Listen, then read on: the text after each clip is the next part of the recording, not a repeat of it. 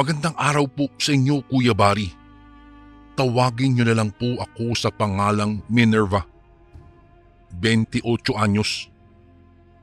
Bago po tayo magsimula, nais ko lang batiin din ng magandang araw ang lahat ng mga kasundo natin dyan sa palaging nakasubaybay sa inyong channel. Ako po ay tubong probinsyana.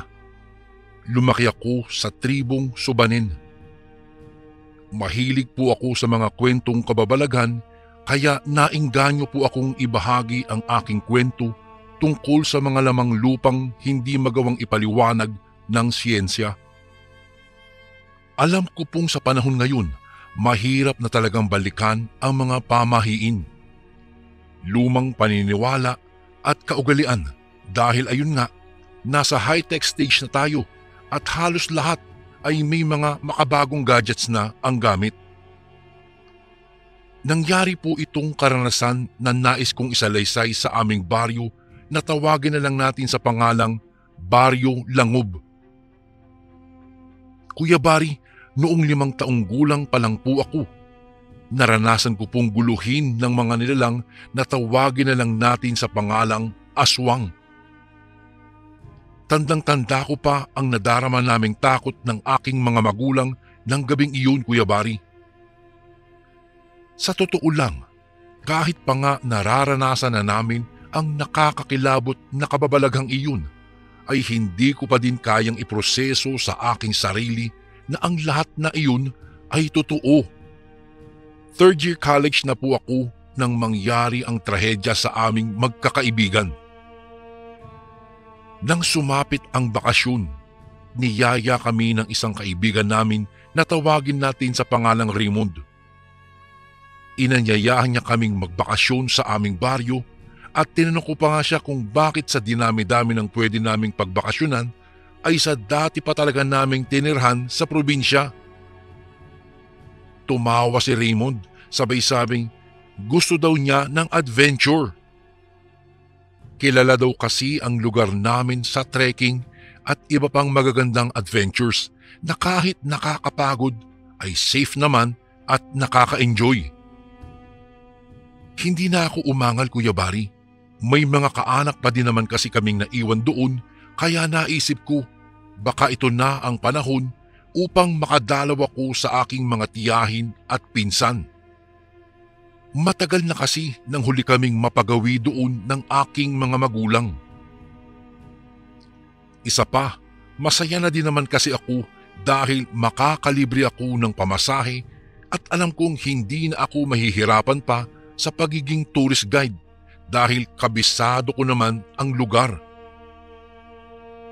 Ang alam ko, dadalhin ni Raymond ang kotse niya. Kahit nagbibinata pa lamang siya, ay may sarili na siyang sasakyan dahil marunong naman siyang magmaneho at may lisensya ng talaga. Pagkatapos naming pagplanuhan kung anong oras kami makikita-kita kinabukasan, nagmadali ako sa pag-uwi sa aking tinutuluyang boarding house. Nag-ayos na ako ng aking mga dadalhing gamit. Kahit papaano, nakaramdam naman ako ng excitement. Gusto ko nga sanang tawagan sila Insan nang maipaalam ko na uuwi ako sa probinsya kasama ang mga kaibigan ko. Kaso nga lang wala namang signal doon. Marahil ay dahil sa liblib na ang Baryo Langob at puno ng mayayabong nakakahuyan. Kapag sina mama at papa kasi ang kasama ko, tumatawag kami sa bahay ng aking tiyahin nang sa gayon ay maipaghanda nila kami ng pagkain at mahihigaan. Kinaumagahan, nakatanggap naman ako ng tawag mula sa isa pa naming kaibigan na si Kaiden. Gusto daw niyang sumama sa bakasyon kaya sinabihan ko kaagad siya na huwag malilate at maaga kaming aalis. Ang usapan kasi namin, sa isang gasolinahan sa may convenience store kami makikita-kita. Actually, marami sana kami, Kuya Barry. Kaso nga lang, 3 sa amin ang nagpaalam, ngunit hindi pinayagan kasi dahil may kalayuan na din iyon sa aming lugar. Kung kaya't ang nangyari, 5 na lang kaming magkakasama sa kotse ni Raymond. Ako, si Raymond, si Kaiden, Mara at Liza. Si Ray ang nasa manibela, samantalang kaming 4 naman ay nagkukulitan lang sa likod. Hindi ko tuloy maiwasan ang naging nakaraan ko noong kabataan ko pa lamang, na may kinalaman sa nilisan kong lugar. Naisip ko, matagal na naman iyon at naniniwala akong walang katotohanan ang mga kwentong aswang at engkanto katulad na lang ng pinaniniwalaan ko. Mahigit 3 oras ang tagal ng biyahe namin bago makarating sa aming baryo. Kuya Bari, hindi naman kami nabuburyong, kaya pagsapit ng 5:00 ng hapon ay inihinto na ni Ray ang sasakyan sa pamilyar na puno ng durian malapit sa gilid ng kalsada. Pababa na ako ng matigilan. Sigurado akong may bumubulong sa akin at hindi ito mula sa aking mga kaklase.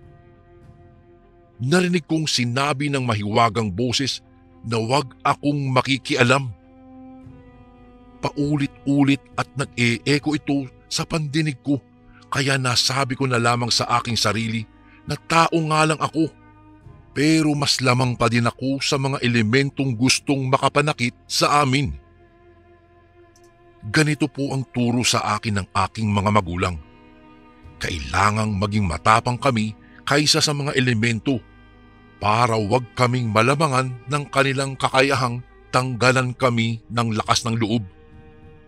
Sabi kasi ng nakakatanda noon, kapag inuna ko ang takot ay maaangkin daw kami ng mga ito.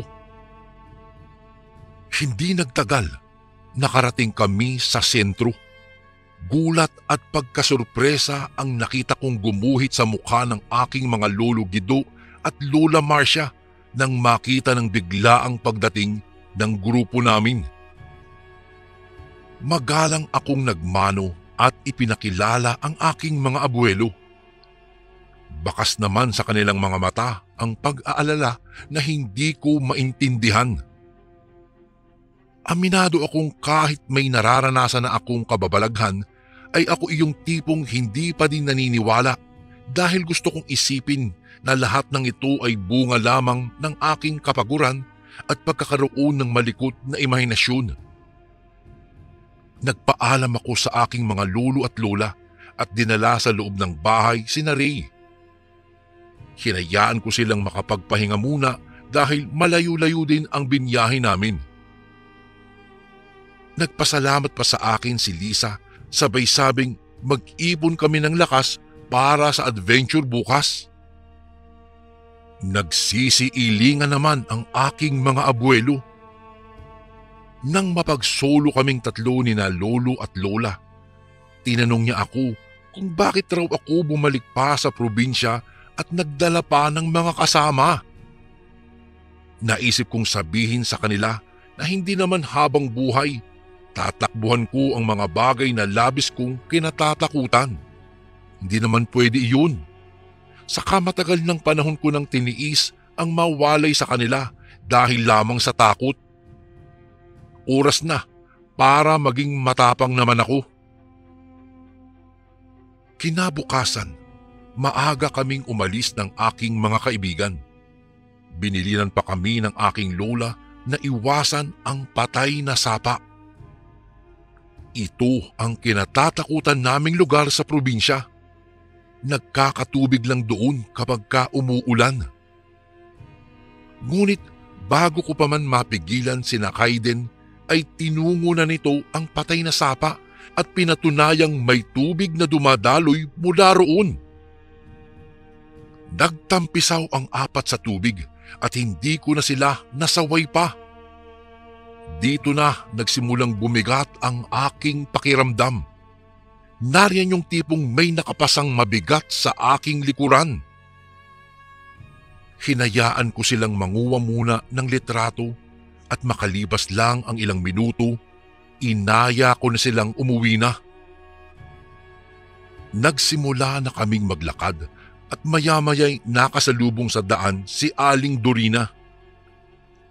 Mag-isa lang ito at napansin kong maumbok ang kanyang tiyan kaya siguro buntis ang babae. Saglit kaming nag-usap at nagkasundong sumabay na lang sa kanya. Sa kalagitnaan ng aming paglalakad ay may nakasalubong kaming isang matandang babae. Kinilabutan ako sa paraan ng pagkakatingin niya kay Aling Dorina. Para bang nanlilisik ang kanyang mga mata at may masamang binabalak. Hindi ko alam kung ano ang nakain ko at itinakip ko ang sarili kong katawan sa natulalang si Aling Dorina.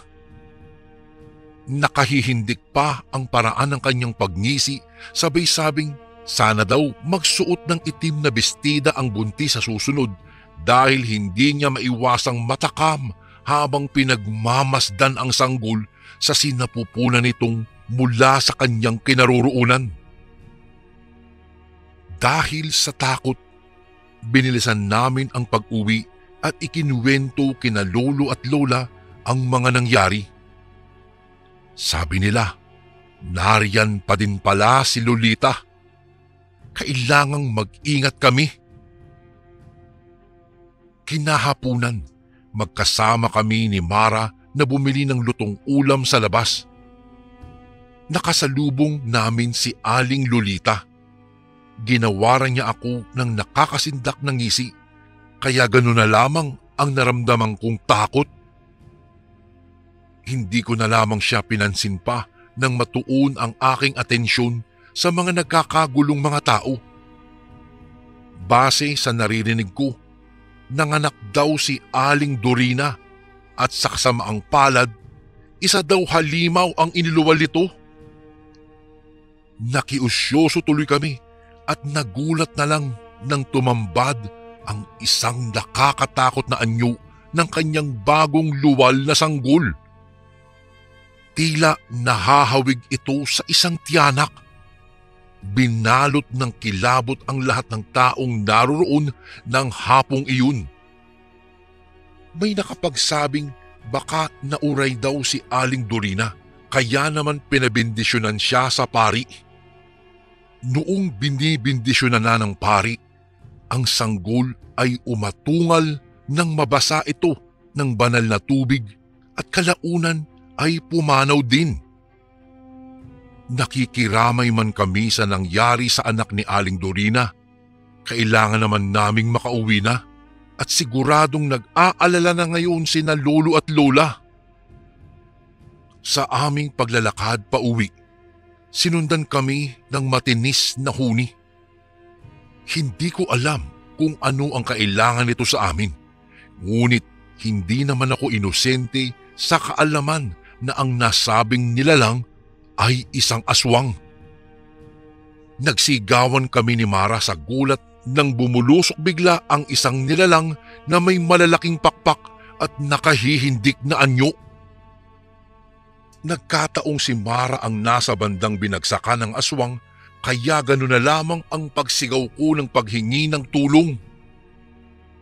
Mabuti na lamang at nakadampot pa ako ng bato at ibinagsak sa mukha ng nilalang dahilan para magawa pa naming makatakas. Nagpatuloy kami sa aming pagtakbo hanggang sa makarating kami sa kamalig ng kilalang albularyo na si Mang Julio. Tila nahulaan na niya ang nangyari sa amin dahil nakaabang na siya sa pintuan at tila ba hinihintay ang aming pagdating. Mabuti na lamang at nagawa niyang itaboy ang aswang ng kalampagin nito ang kanyang dingding. Sabay sabing wag na siyang iistorbohin pa kung ayaw niyang masaktan. Nang mawala ang aswang ay ginamot ni Mang Julio ang aming mga sugat. Binigyan niya ako ng isang kulay puting kwintas na siyang pangontra ko raw laban sa mga masasamang elemento. Nagpresenta na din siyang ihatid kami, kaya habang nasa daan ay tinatambol ng malakas ang aking dibdib.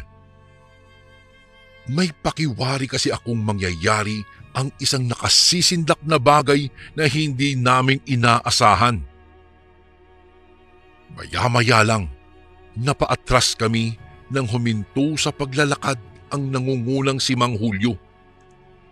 Magkahawak kami ni Mara at naghanda na sa pagtakbo nang inilabas ni Mang Julio ang kanyang pangontra laban sa aswang.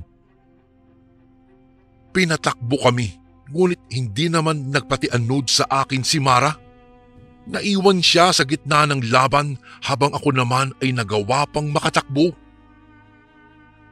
Nagtago ako sa isa sa mga malalaking puno sa madilim na bahagi ng kagubatan, samantalang si Mara naman ay naguguluhang nagpalipat-lipat ang tingin kay Mang Julio at sa aswang na kalaban nito. Kalaunan, nakahanap ng paraan ang aswang para lapitan si Mara.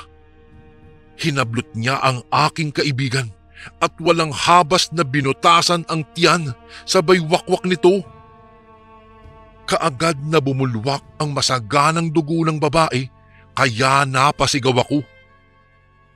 Sinubukang pang-abutin ni Mara ang aking kamay ngunit hindi ko na siya naabot pa dahil sa takot.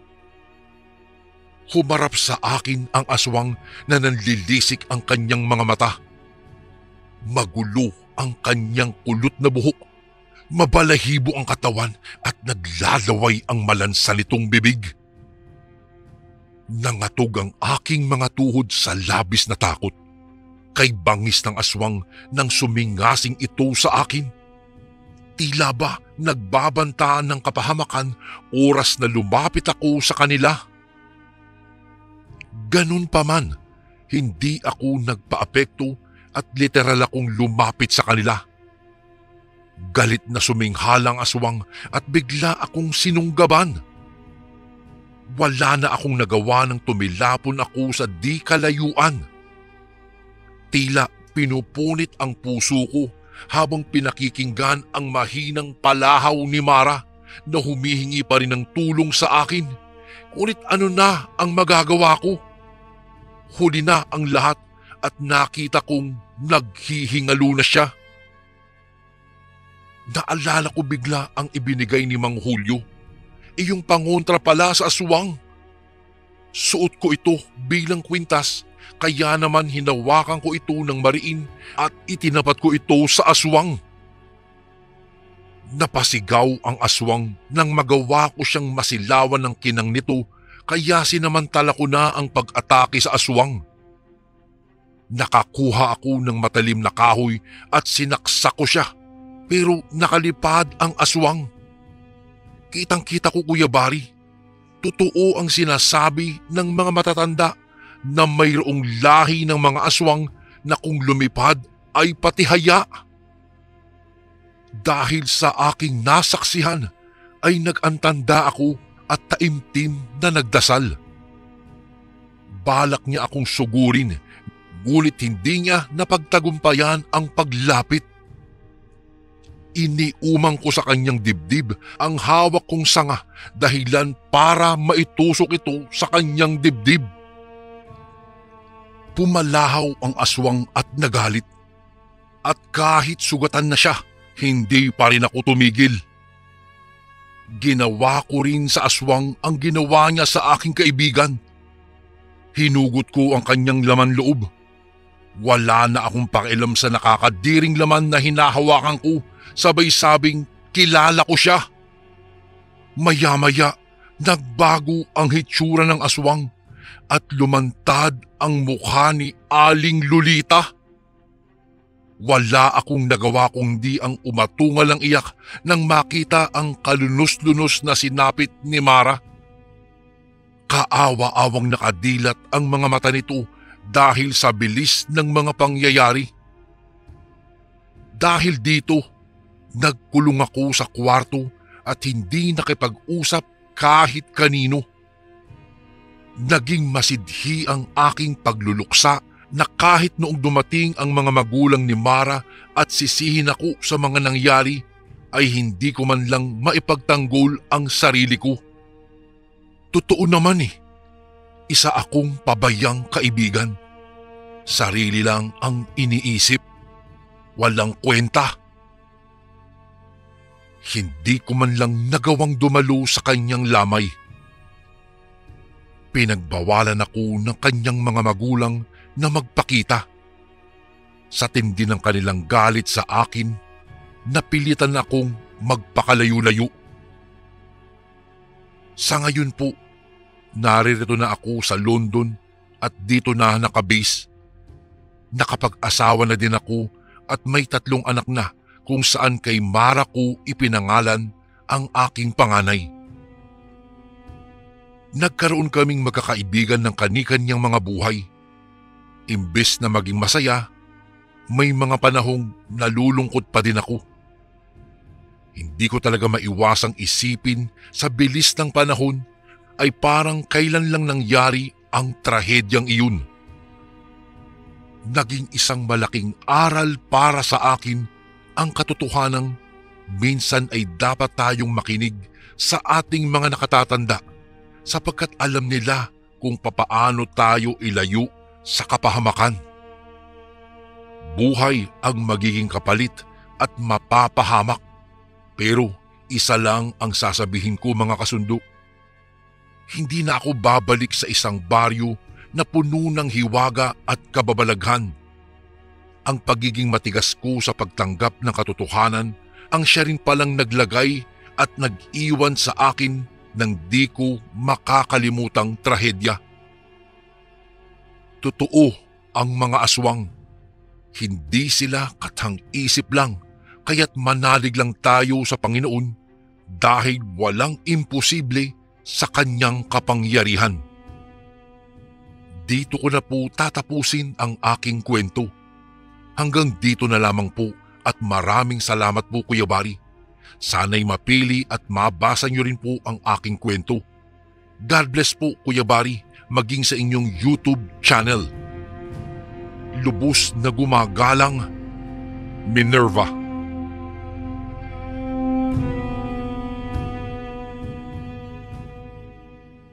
Magandang araw po sa inyo Kuya Bari. Isa ako sa masusugid na tagapakinig ng inyong channel. Siya nga po pala. Tawagin niyo na lang po ako sa pangalang Dikto. Nais ko lang po sanang ibahagi ang kwentong aswang na ito sa inyong channel. Itong kwentong ito ay nangyari at naging karanasan ko noong minsan akong inutusan ng aking ama na kunin daw ang bayad ng nangutang sa kanya. Bale, kaibigan niya iyon at kakilala ko rin lang. Si Tio Badong. Hindi ko naman inakala Kuya Bari na malayo pala ang lugar ni na Tio Badong at may kakaiba akong naranasan doon. Dahil marami akong gawain ay tinanghali na ako ng alis. Sa pagkakatanda ko po ay mag-aalauna na iyon. Ayaw ko pa nga sanang umalis dahil baka gabihin ako at wala akong matutulugan. Ngunit dahil kailangan ni tatay ng pera, wala akong nagawa. Bahala na, kung gagabihin man ako sa lugar ni Tio Badong, doon na ako matutulog. Wika ko sa aking sarili. Agad akong tumungo sa sakayan ng tricycle at pagkatapos ay nagtanong-tanong sa mga driver kung saan ang sakayan patungo sa baryo ni na Tio Badong. Noong sabihin ko ang pangalan ng baryo ay sinabi nilang sitio lang iyon at wag daw akong tutuloy roon kung mag-isa lang ako. Bakit naman ho? Tanong ko sa isang driver na nagsabi sa akin ng ganoon. Nagkatinginan silang naroroon at pagkatapos ay utal na nagsalita ang isang lalaki at pabulong pa. Sityo ng mga aswang ang lugar na iyon. Alam mo, bibihira lang ang nakakalabas doon. Mabuti na lang kung mayroon kang kasama siguro. Wika ng driver. Napalunok ako ng laway dahil sa aking narinig.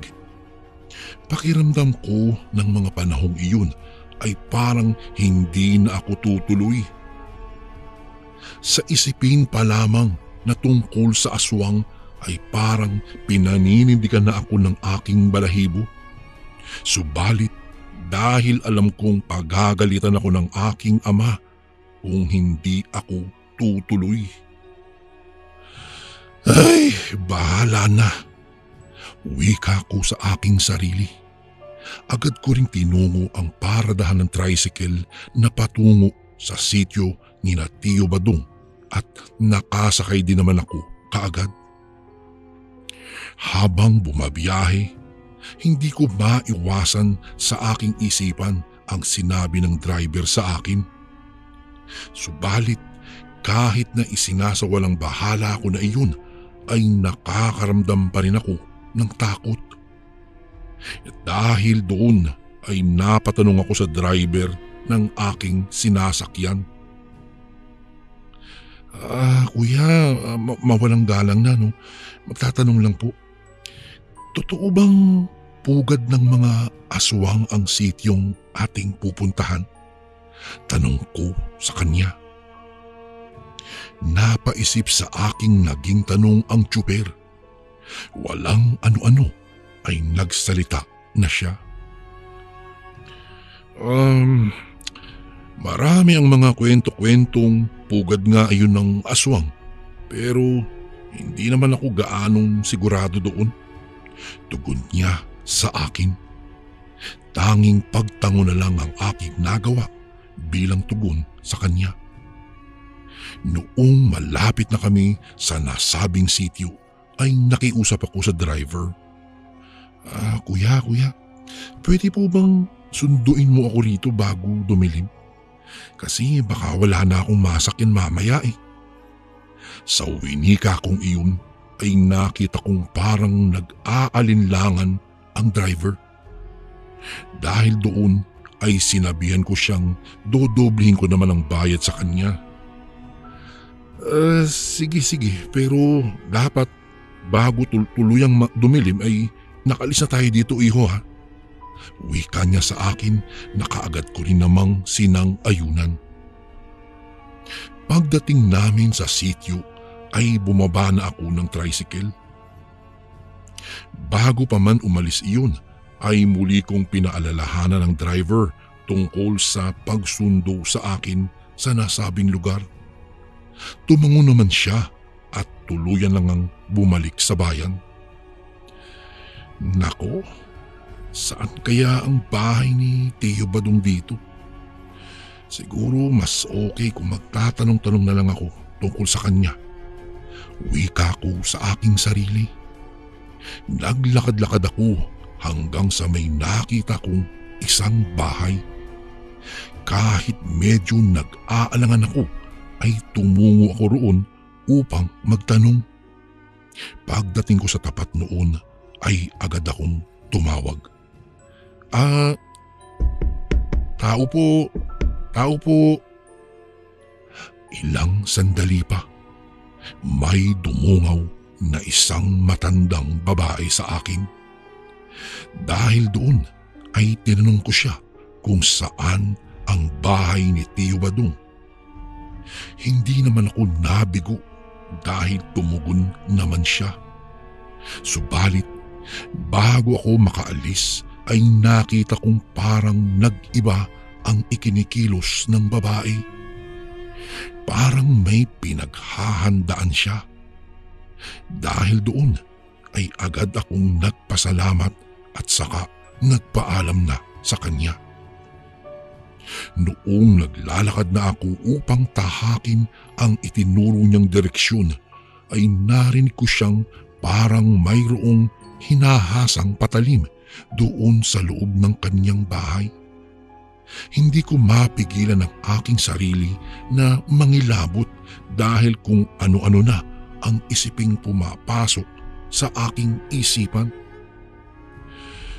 Ay, pagkakuha ko ng pera kay Tio Badong, uuwi kagad ako. Uwi ka ako sa aking sarili. Tahimik lang akong naglalakad noong mga panahong iyon. Subalit kahit na ganoon May mga pagkakataong may nakikita akong mga tao na dumudungaw sa kanilang bintana at saka nakatitig sa akin ng mabalasik. Upang hindi ako matakot ay hindi ko na lamang inintindi pa iyon. Makaraan ang ilang sandali. Nakarating ako sa tapat ng isang bahay na base sa pagkakalarawan ng napagtanungan ko. Iyon daw ang bahay ni Tio Badong. Tio Badong! Tio Badong! Ilang ulit akong tumatawag sa kanya hanggang sa nakadungaw na iyon sa kanyang bintana. Noong makita niya ako ay dali-dali siyang bumaba ng kanilang bahay at pagkatapos ay sinalubong agad ako. "Oh, Dikto, ikaw pala. Bakit di mo kasama ang tatay mo?" tanong niya sa akin. Niyaya niya ako na pumasok sa kanilang bahay. Ako lang po kasi ang inutusan niya dahil may kailangan daw po siya sa inyo. Wika ko kay Tio Badong. Oo, alam ko. Huwag kang mag-alala, magbabayad ako sa kanya. Tugon naman ni Tio Badong sa akin. Noong nasa loob na kami ng bahay nila ay napadungaw siya sa bintana. Animoy may minamatyagan siya. Agad din niyang isinarado iyon at saka sinabihan akong magbihis ng damit. Tinanong ko naman siya, ngunit hindi siya sumagot sa akin. "Huwag kang uuwi mamaya ha. Dito ka na lang muna hanggang bukas. Dito ka na magpaumaga. Baka kasi kung tambangan ka pa sa daan at kung ano pa ang mangyari sa iyo." Wika ni Tio Badong sa akin. Nag-alala ako at napatango na lang ako sa kanya. Inisip ko kasing baka dahil iyon sa malaking halagang aking dadalhin pauwi. Subalit hindi lang naman pala iyon ang siyang dahilan.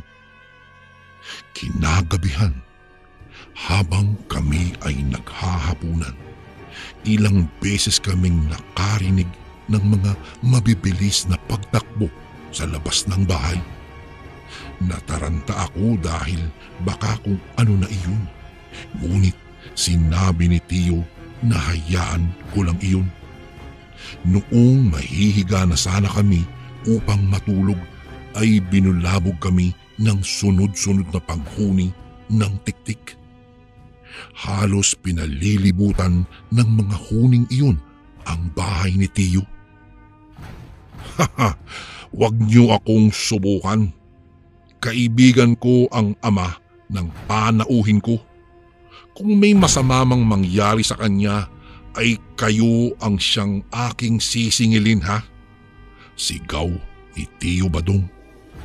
Noong mga sandaling iyon ay napaisip ako kung ano ang ibig tukuyin ng kaibigan ng aking ama. Dahil doon ay tinanong ko siya, "Tio, ano ba ang mga iyan?" Hindi na naglihim pa sa akin si Tio. Sinabi niya sa akin na ang mga umaaligid sa kanilang bahay ay ang mga aswang na kanayon niya mismo.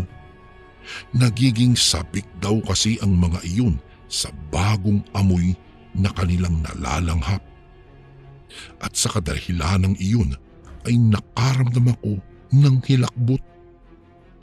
Nahalata iyon ng kaibigan ng aking ama, kung kaya sinabi niyang huwag akong matakot. "Hindi sila makakapasok dito sa bahay ko. Huwag kang mag-alala. Kung makakapasok man sila ay titiyakin kong mamamatay ang bawat isa sa kanila." Wika ulit ni Tio Badong. Dahil may tiwala naman ako sa kanya, napatango na lang ako at saka nagmatsyag sa paligid. Pagkaraan lamang ng ilang minuto ay may narinig kaming kaluskos sa ibabaw ng aming bubungan. Sa pagkakataong iyon ay napamura na si Tio Badong. Nagbanta na rin siya sa mga aswang na kung hindi sila aalis ay iisa-isahin sila ni Tiyo. Subalit sa halip na matakot ay lalo pang ginanahan ang mga ito. Dahil doon ay kinuha ni Tiyo Badong ang kanyang buntot ng pagi. Dito ka lang. Ako na ang bahala sa mga iyan at nang magtanda sila. Pagwiwika niya ng mga katagang iyon ay dali-dali siyang bumaba. Muli kong narinig na nagmura si Tiyo Badong. Sigaw siya ng sigaw sa mga aswang upang itaboy sila. Naging panakot niya ang buntot ng pagi na iwinawasiwas niya sa ere. May iilang mga aswang ang umaangil, subalit sa bawat sambit ni Tiyo Badong ng kanilang pangalan ay parang papel silang tumitiklop. Makaraan lamang ang ilang minutong pagsisigaw sa labas upang itaboy ang mga aswang ay naging tahimik na rin ang paligid. Pagkapasok ni Tiyo Badong sa kanilang bahay ay tila kalmado lang siya. Dahil doon ay nagtaka ako. Tiyo, mga aswang ba talaga iyon? Bakit parang kalmado ka lang? Tanong ko sa kanya. Napangiti lang siya sa akin at pagkatapos ay sinabi niyang kilala niya ang mga aswang sa kanilang baryo kung kaya wala siyang pinapangamba. Alam mo iho, hindi ka kayang gawan ng masama ng aswang kung kilala mo siya kahit na nagpalit pa siya ng anyo. Isa kasi iyon sa kanilang kahinaan, wika niya sa akin. Noong gabing iyon ay nakatulog kami ng mapayapa. Malaki kasi ang tiwala ko sa kaibigan ng aking ama at tama nga siya dahil hindi na muling bumalik pa ang mga aswang na iyon. Noong pauwi na ako ay napailing na lang ako.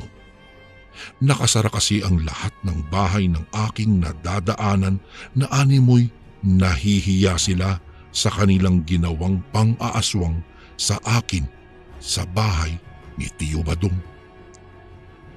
Nakauwi naman ako ng ligtas, Kuya Bari, at dala ang perang ibinayad ni Tiyo Badong. Ikinuwento ko kay tatay ang lahat ng nangyari at maging siya ay halos hindi makapaniwala. Magmula noon, hindi na ako muling inutusan pa na bumalik doon sa kaibigan ng aking tatay. Isang lugar na napakadelikado. Isang sityo ng mga aswang. Hanggang dito na lang po ang aking kwento, Kuya Bari. Maraming salamat po at mabuhay po ang Sundo Horror Stories. Gumagalang, Dikto.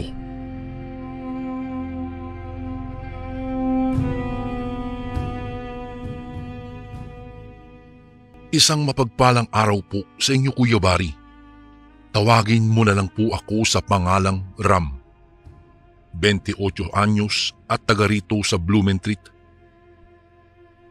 Lumaki ako sa isang masasabi kong hindi tipikal na pamilya. Hindi po kami mayaman. Kaya ko po nasabing hindi tipikal ay dahil nagmula sa mga pamilyang sagrado katoliko ang mga magulang ko. Kaya po hindi nakakapagtatakang mga istrikto sila sa amin ng mga kapatid ko. Maraming bawal at maraming dapat sundin. Isa na rito ang pagsisimba sa tuwing sasapit ang araw ng linggo. Sa pamilya namin ay itinuturing itong isang batas na hindi namin dapat subayin.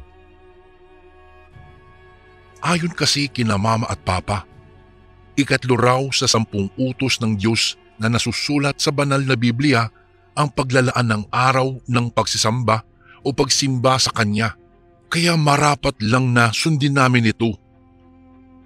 Para sa kanila, bilang isang Katoliko, malaking bagay ang pagsunod sa mga kautusan ng Diyos at naniniwala silang napapahamak ang mga taong lumalabag dito. Bata pa ako, ipinamulat na sa amin ng aking mga magulang ang ganitong kaugalian at paniniwala hanggang sa lumaki na kaming magkakapatid. Noon naman, wala namang problema sa akin ang pagsisimba tuwing araw ng linggo. Sa katunayan nga, tuwang-tuwa pa nga ako sa tuwing magsisimba kami. Pagkatapos kasi naming magsimba, namamasyal kami at kumakain sa labas. Pero simula nang magtrabaho na rin si Mama at naging abala na silang pareho ni Papa sa paghahanap buhay, nagbago na ang lahat. Bibihira na kaming magkakasamang mamasyal. Dahil pagkatapos naming magsimba ay uuwi na rin kami kaagad para makapagpahinga pa sila Mama at Papa. Dahilan na rin kaya unti-unting lumayo ang loob ko sa kanila, lalong-lalo na kay Papa. Kaya naman noong nagbibinata na ako at napapabarkada na, may mga pagkakataon na tumatakas ako ng bahay kahit araw ng linggo para lang sumama sa lakad ng mga barkada ko. Dahilan para hindi ako makasama sa mga magulang ko't kapatid sa pagsisimba. Pakiramdam ko kasi noon, Kuya Bari, napupunan ng mga kaibigan ko ang saya na hinahanap-hanap ko na hindi ko na maranasan sa sarili kong pamilya. Ngunit dahil sa ginawa kong iyon, may ilang beses na rin akong nakastigo ni Papa. Ayaw na ayaw niya kasing hindi nakakasama ang kahit sino sa aming magkakapatid sa pagsisimba, at isa na rin iyong umalis kami ng bahay nang hindi nagpapaalam. Ganun pa man, hindi pa rin iyon dahilan para madala ako sa pagtakas sa bahay namin. Sadyang napakatigas talaga ng ulo ko ng mga panahong iyon. Pakiramdam ko kasi, Kuya Bari, nakakasakal ang pagiging strikto ng aking mga magulang at may mga pagkakataon din na naiinggit ako sa mga kabataan na kaidaran ko dahil nagagawa nila ang mga gusto nila. Hanggang minsan, kinailangan naming umuwi ng probinsya noon sa Lucena. Nakatanggap kasi kami ng balitang may sakit daw ang lolo namin, ang tatay ng ama ko. At ayon daw sa doktor na tumingin dito, maaaring hindi na daw magtagal pa ang oras nito dito sa mundo. Kaya noon din, nagpasya ang mga magulang namin na umuwi muna ng Lucena para kahit papaano ay makasama namin itong si lolo. Nataon din namang bakasyon na noon sa eskwela kaya hindi naging problema kung manatili man kami roon ng buong bakasyon. Bagamat tutol sa loob ko na sumama sa kanila dahil malinaw na hindi ko makakasama ang mga barkada ko, ay wala naman akong magagawa dahil hindi rin naman papayag sina Mama at Papa na magpaiwan ako. Isa pa, Kuya Bari, nalulungkot din naman ako sa pagkakasakit ni Lolo kaya gusto ko rin naman siyang makasama kahit sa maikling panahon na lamang. Ang buong pag-aakala ko noon, porket nasa probinsya kami at nagbabakasyon, ay mapapahinga na rin kami mula sa pagsisimba. Pero nagkamali ako. Tuwing linggo kasi, nagsisimba pa rin kami roon. At pakiramdam ko po, mas mahaba ang oras ng misa roon sa probinsya kumpara po dito sa Maynila. Kaya mas lalo tuloy akong nababagot sa haba ng sermon ng pari. May pagkakataon pang nakukurot na ako ni Mama sa tuwing mapapahikab ako habang nakikinig sa sermon ng misa. Hindi ko kasi talagang maiwasang antukin, Kuya Bari. Kulang na lamang ay itulak ko ang oras para makauwi na kami. Habang naroon kami sa Lucena, nakakilala rin naman ako ng mga bagong kaibigan. Sila ay sila Romnick at Basti. Doon din sila nakatira sa lugar nila lolo at kasing kaedaran ko lang ang mga ito. Kapareho kong maluloko at makukulit ang dalawa, kaya kasundong-kasundo ko po sila.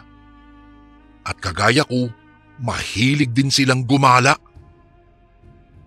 Yun nga lang, kung gagala sila, ay araw naman ng linggo, kaya't kahit gustuhin ko mang sumama, hindi na naman pwede.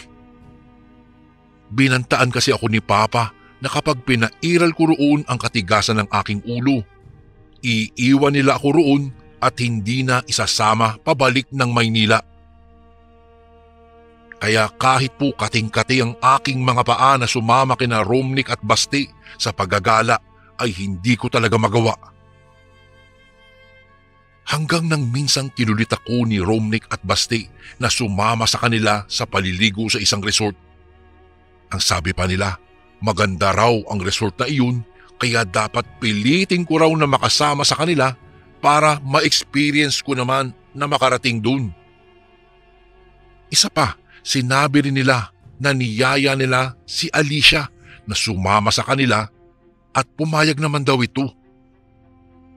Siya nga po pala, Kuya Bari, si Alicia po ay ang dalagitang crush na crush ko noong naroroon kami sa Lucena. Magkalugar lang kasi kami nitong si Alicia. Katunayan nga ay 5 bahay lamang ang pagitan ng bahay nila lolo mula sa bahay nila. Maraming pagkakataon ko na siyang nakikita pero hindi ko magawang lapitan siya para makipagkilala dahil sobrang nahihiya talaga ako sa kanya. Grabe ang pagkatorpe ko pagdating sa kanya. Kaya naman nang sabihin ng mga kaibigan kong makakasama ito sa outing, ay grabe hindi na ako mapakali sa kaiisip kung papaano ako makakasama sa kanila. Kung bakit naman kasi na taon pang linggo ang napili nilang mag-outing. Sinubukan kong kausapin sila na ilipat na lang nila sa ibang araw ang planong lakad na iyon, ngunit hindi raw uubra. Dahil iyon lang daw ang araw na bakante silang lahat. Ay, nanghihinayang ako at naiinis kung bakit naman kasi kailangan pang magsimba tuwing linggo. Dahil sa kagustuhan kong sumama kina Basti at Romnick, sinubukan kong magpaalam kina Mama at Papa. Ngunit sa halip na payagan, napagalitan pa ako. Binantaan pa nga ako ni Papa na subukan ko raw na tumakas at ikakadena na daw niya ako. Araw ng linggo. Maaga pa lang ay naroroon ako sa lugar ng usapan namin ng 2 kaibigan ko kung saan nga kami makikita-kita bago pumunta sa resort na sinasabi nila. Opo, tama po kayo, Kuya Bari. Sa kabila ng pagbabanta sa akin ni Papa na ikakadena daw ako sa oras na tumakas ako, ay mas pinili ko pa ring sumama kina Basti. Papunta na kami sa simbahan noon, pero noong makalingat sina Mama at Papa, dali-dali akong humiwalay sa kanila. Nakita ko pa nga silang papasok na sa loob ng simbahan bago ako tuluyang umiskapo. Binilisan ko talaga ang pagtakbo ko at baka may makakita pa sa akin. Walang kaalam-alam ang mga magulang ko na nasa galaan ako ng mga oras na iyon. Sa isip ko pa, bahala na makadena ako pag uwi ko. Basta lang makasama ko lang ang kaibigan ko, lalong-lalo na ang crush kong si Alicia. Ang katwiran ko pa nga noon, hindi naman ako siguro mapupunta sa impyerno kaagad kung hindi ako makakasimba ng 1 beses. Noong nasa resort na po kami, pansamantala kong nakalimutan ang takot at kaba sa ginawa kong pagtakas at hindi pagsimba. Totoo kasing napakaganda ng resort na pinuntahan namin. Manghang-mangha ako sa ganda ng paligid. Pakiramdam ko nga nasa ibang mundo ako. Nakakaakit ang ganda ng talon doon, Kuya Bari, at napakalinaw talaga ng tubig. Parang pwede mo nang inumin eh. Ang sarap-sarap din sa balat ng lamig nun, bagay lang sa napakainit na panahon. Ngunit higit sa lahat, mas nakakaakit tingnan talaga si Alicia. Para sa akin, siya ang pinakamagandang tanawin na nakikita ko ng mga sandaling iyon. Hindi ko maiwasang kiligin nang tukso-tuksohin kaming dalawa ng mga kulukoy kong kaibigan matapos kaming ipakilala sa isa't isa. Kunwari pa nga naiinis ako, pero sa totoo lang, sa loob-loob ko, para akong kinikiliti talaga sa kilig, Kuya Bari. Nagpakasaya ang mga kaibigan ko sa pagtatampisaw sa ibaba ng talon. Habang ako naman ay hindi mapawi-pawi ang mga ngiti habang kausap ko si Alicia sa isang tabi. Kapwa kami nakaupo sa isang malaking bato habang nakalubog ang mga paa sa malamig na tubig. Masayang-masaya kaming nag-uusap at kinikilala ang isa't isa. Walang kasing saya para sa akin ang araw na iyon, Kuya Bari. Bukod kasi sa nakasama ko sa pamamasyal ang mga kaibigan ko na sina Romnick at Basti, nakasama ko at napalapit pa ako sa babaeng matagal ko nang hinahangaan. Hapon na nang magpasya kaming magsiuwi. Nagpaalam na rin sa amin si Alicia dahil kasabay niya sa pag-uwi ang mga kaibigan niya at may sasakyang susundo sa kanila. Habang kaming tatlo naman nila Romnick at Basti ay maglalakad lamang. Eksakto lang daw kasi ang pera nila papunta sa resort at wala na silang pamasahe sa pag-uwi. May pera man ako, Kuya Bari, hindi na rin iyon kakasya para sa aming tatlo. Ayoko namang iwan silang dalawa na naglalakad, kaya nagpasya na rin akong samahan na lang sila. Habang naglalakad kami, noon na lang ako nakaramdam ng kaba at pag-aalala dahil sa ginawa kong pagtakas sa bahay namin. Hindi ko tuloy maiwasang maisip ang mukha ng tatay ko na malamang ay galit na ng mga sandaling iyon. Bukod doon, naglalaro na rin sa imahinasyon ko ang senaryong ikakadena ako ng tatay ko pagkatapos akong gulpihin. Mas nakadagdag pa sa pag-aalala ko nang inabot na kami ng dilim sa paglalakad dahil medyo malayo-layo sa lugar namin ang resort na iyon. Tipong kaming tatlo na lang din ang tao sa kalye dahil sa mga ganoong oras. Bihira na ang mga taong lumalabas ng kanilang bahay upang gumala-gala. Malapit na kami sa sitio namin pero hindi pa rin matapos-tapos sa pakikipagkwentuhan ang dalawa kong kasama tungkol sa resort na pinuntahan namin. Habang ako naman, palakas na ng palakas ang kaba at tahimik na nag-iisip kung papaano sasalagin ang mga palo at sapok ni Papa pagdating ko ng bahay. Maya-maya, bigla akong napatigil nang hawakan akong bigla sa braso ni Basti at binulungang tumigil muna sandali.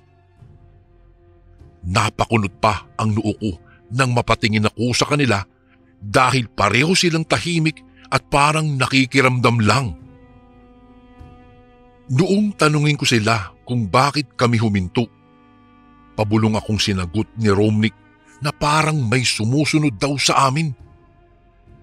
Nakiramdam na rin ako at nagpalinga-linga sa paligid pero wala naman akong nakitang sumusunod sa amin. Kaya niyaya ko na silang maglakad ulit. Ang sabi ko pa, magmadali na kami dahil siguradong hinahanap na ako sa amin. Itinuloy lang namin ang aming paglalakad. Subalit maya-maya, nakarinig kami ng parang may matinis na tumatawa. Sa una ay mahina lang iyon hanggang palakas ng palakas na parabang palapit ng palapit na ito sa amin. Hindi ko maiwasang panayuan ng mga balahibo sa katawan dahil sa uri ng pagtawa ng kung sino mang iyon. Nakakapangilabot. Napahinto kami sa gitna ng daan at napahawak sa isa't isa na kulang na lamang ay magyakapan kaming tatlo. Hindi man magsalita sina Romnick at Basti. Alam kong nakakaramdam din sila ng takot at matinding kaba kagaya ko base sa panginginig ng mga kamay nila habang nakahawak sa akin. Lalo pang nadagdagan ang pangingilabot namin nang makarinig kami ng sabay-sabay na alulong ng mga aso. Napapamura na ang dalawa kong kasama dahil sa walang tigil na ingay ng mga aso sa paligid na para bang nagbabanta na may mangyayaring hindi maganda. Bagamat nanginginig na sa takot, nagpatuloy pa rin kami sa aming paglalakad. Napapalunok ako ng sariling laway ko habang nagpapalinga-linga sa may kadilimang paligid at ganoon na lang ang gulat naming tatlo nang biglang may sumulpot sa harapan namin. Isa itong nakakatakot na babae. Nakalutang ito nang nakatiwarik sa harapan namin. Tayong-tayo ang mahaba nitong buhok na animoy na kuryente. Mapupula rin ang halos maluwa-luwa nitong mga mata at nakalabas ang matutulis na ngipin habang matinis na tumatawa. Aswang! Sabay na sigaw ni na Romnick at Basti at pagkatapos ay kumaripas ng takbo. Hindi ko naman inaasahang magsisitakbuhan pala sila kaya naiwan ako sa kinatatayuan ko. Hindi ko alam kung anong gagawin ng mga oras na iyon. Naisip kong tumakbo na rin pero hindi ko magawang igalaw ang aking mga paa. Kulang na lang ay himatayin ako sa sindak at takot nang ilabas ng nakakatakot na nilalang ang mahaba niyang dila at idinila-dila sa mukha ko habang palutang-lutang iyon sa aking harapan at tumatawa pa rin ng malakas at matinis. Malakas pa akong napasigaw nang pumunta naman iyon sa uluhan ko at hinila-hila ang nagtatayuan kong mga buhok dahil sa takot. Pakiramdam ko ay hihilahin ako nito pataas habang mahigpit nitong hawak ang mga buhok ko. Pinilit kong manlaban nang maigalaw ko ang aking mga kamay at braso, subalit sinunggaban naman ako nito padagan sanhi para mapatumba ako sa lupa. Nagpapasag ako at nagsisigaw habang nakadagan sa akin ang aswang. Pilit ko siyang itinutulak paalis mula sa pagkakadagan niya sa akin, subalit sadyang malakas ito at tila pa mas lalo siyang bumibigat habang nanlalaban ako sa kanya. Ramdam na ramdam ko din ang hapdi at kirot sa aking balat tuwing makakalmot ako ng aswang na mukhang walang balak na lubayan ako na parabang lalo pang natutuwa sa nakikita niyang takot sa akin. Magkahalong takot at pagsisisi na ang nangibabaw sa akin ng mga sandaling iyon. Hindi ko naman kasi sasapitin ang ganoong kapahamakan kung nakinig ako at sumunod lang sana ako sa mga magulang ko. Ilang sandali pa, nakaramdam ako ng pangangapos ng hininga at labis na panghihina. Halos hindi ko na maigalaw ang aking buong katawan at tila ba unti-unti na ring nagdidilim ang aking paningin.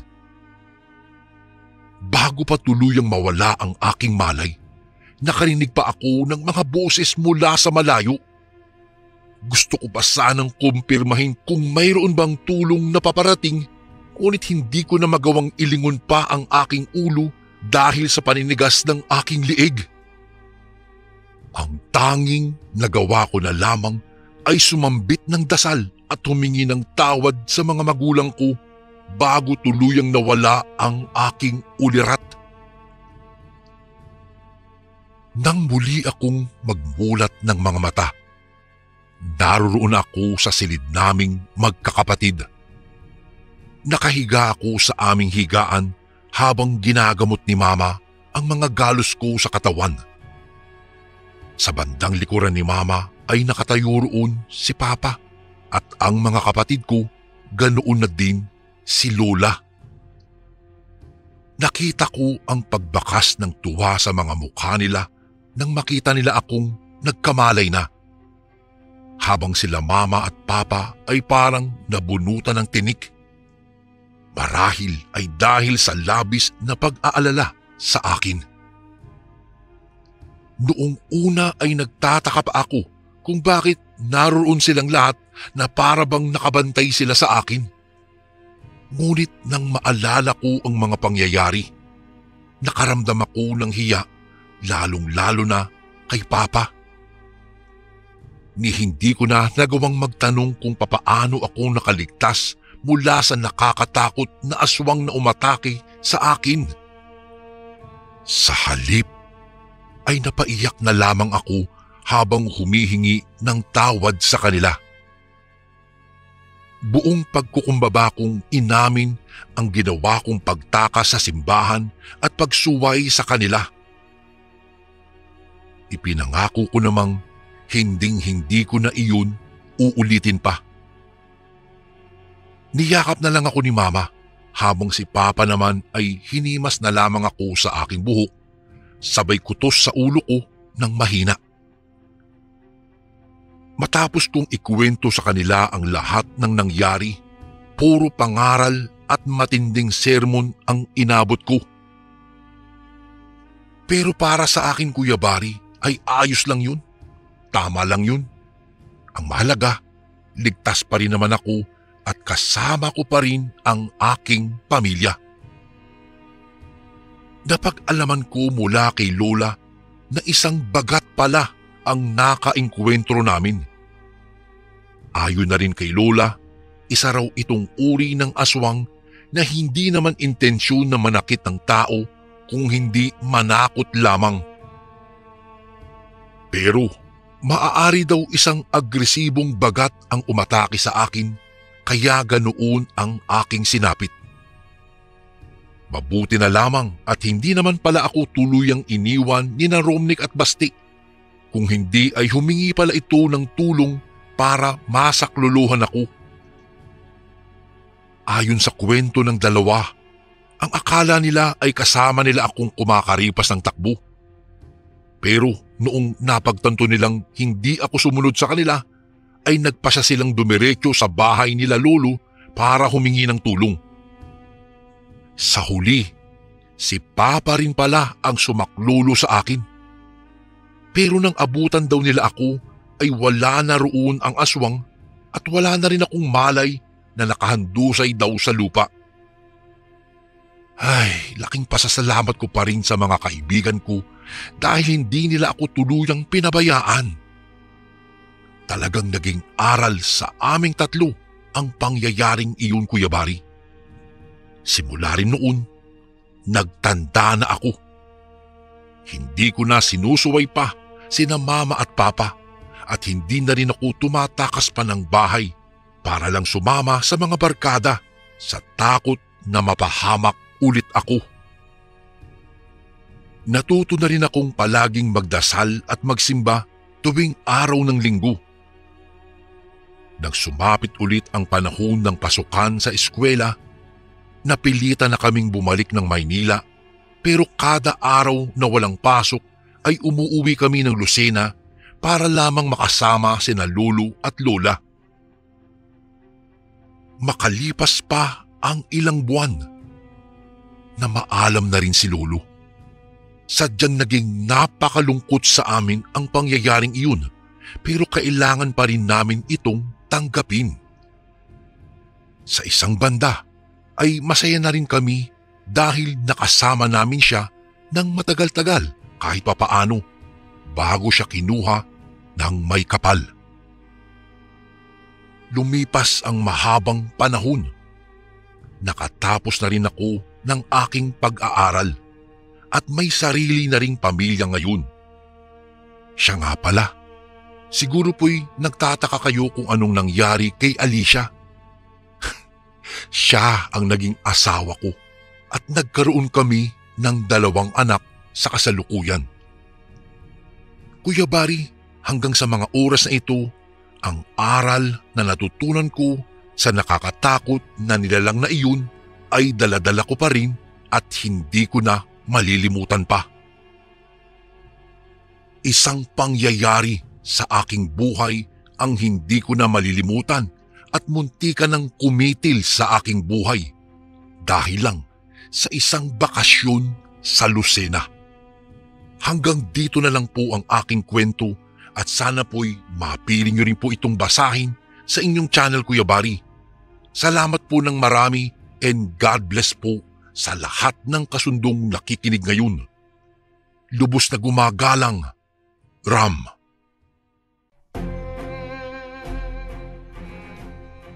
And again, maraming salamat po mga kasundo. Don't forget to subscribe and i-click nyo lang po yung bell na button para updated po kayo sa mga upcoming videos namin na paparating. Maraming salamat po ulit. God bless and ingat po lagi dyan. Ito po si Kuya Barry at ako ang Sundo.